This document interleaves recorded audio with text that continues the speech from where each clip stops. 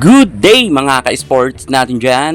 PLDT High Speed Hitters bigo ngang makapasok sa Battle for Gold at paglalabanan nga nila ng Akari Chargers ang Battle for Bronze.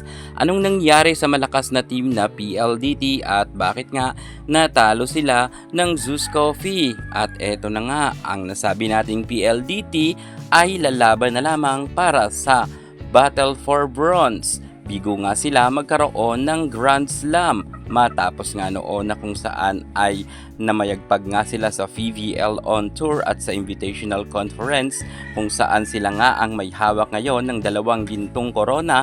Pagdating naman dito sa VVL Reinforce ay talagang malakas naman ang PLDT, pero bakit sila medyo inalat pagdating nga dito sa semifinals? Bagamat pasok pa rin naman sila sa top 4 at may pag-asang makakuha nga sila ng bronze medal, pero ang PLDT sadya ba talagang nagyabang na ang mga players nito? Ito kasi ang hinihirit ng mga netizen kung kaya inalat raw ang PLDT dahil medyo mataas na raw ang kanilang naging kumpiyansa.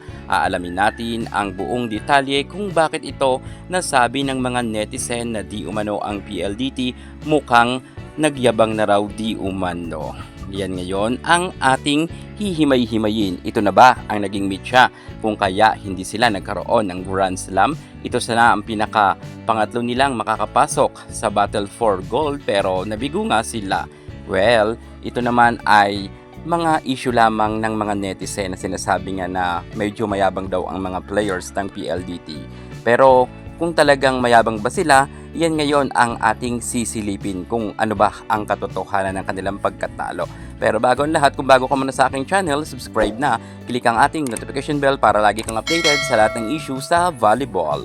Susunod na!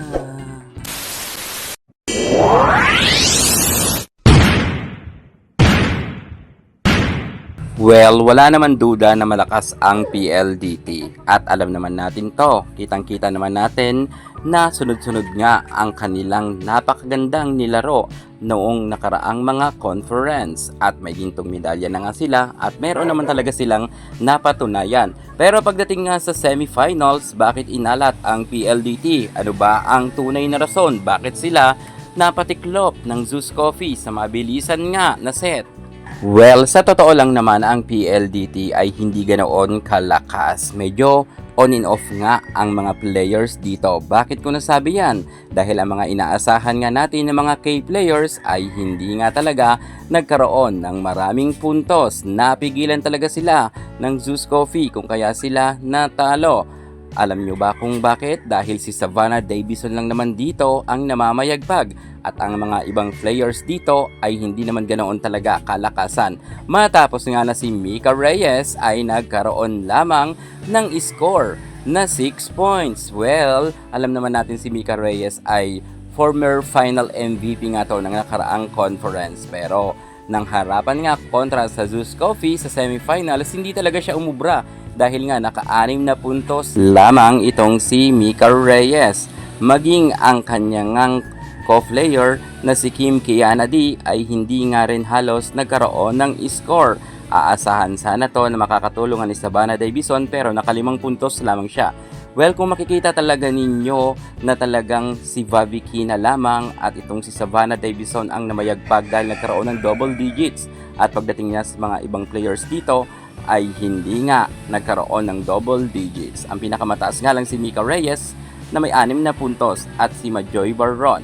Sabi nga noon kasi ni Mika Reyes, lahat raw ang na team nakatingin sa kanila at gusto raw talaga silang talunin. So mukhang nangyari na nga ito. At dahil nga sa statement na yan ni Mika Reyes ay napagkamalan nga ng mga netizen na medyo nagmataas na raw ang nasabi nating magandang balibulistang ito. At hindi lang naman si Mika Reyes ang nagsabi niyan, kahit nga ang kanyang co-players rin na si Kim Kiana D ay may statement rin na lahat raw halos kasi ng ibang team ay talagang sa kanila rin raw nakatingin at gusto raw talaga silang hatakin pababa. Well, ngayon nga, nangyari na nga ito.